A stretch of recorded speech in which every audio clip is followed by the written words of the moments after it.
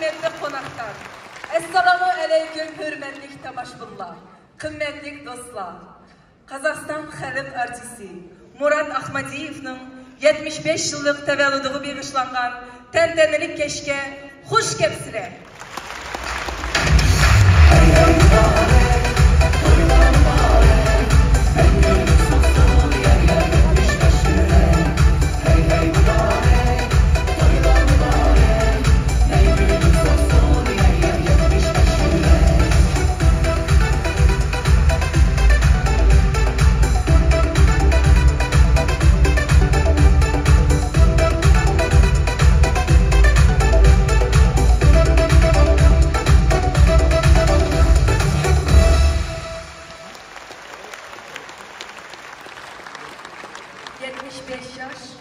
Murat Aka üçün fəqət san emas, bu bir bütün hayat.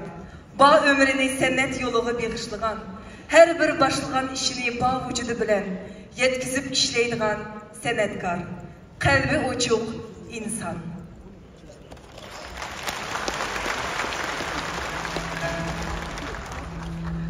Murat Abdurım oğlunun dadısı, Özbekistan Halk Artisti, xalqımızın fəxri. Ataqlıq naxışçı Abdurım Əhmədi. Anısı drama artisti, sazəndi naxışçı Turan qız Zeynəxunova. Ulanın 4 vərzəndi kiçikidin tatıbla sənətli yaxşı kögədi. Ula ata anısının üzünü besib, baha ömrünü sənətki bağışladı. Murat Ahmadi tamaşbın xilesler birinci konsert namlıq film konsert arqılıq tanıldı.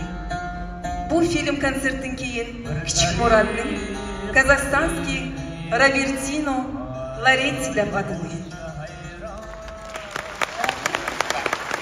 Мы хотим вас познакомить с самым маленьким певцом Казахстана Муратом Ахмадиевым. Наш Мурат весь в музыке. И неудивительно, что он создал пионерский марш. Даже слова этой песни написаны им самим.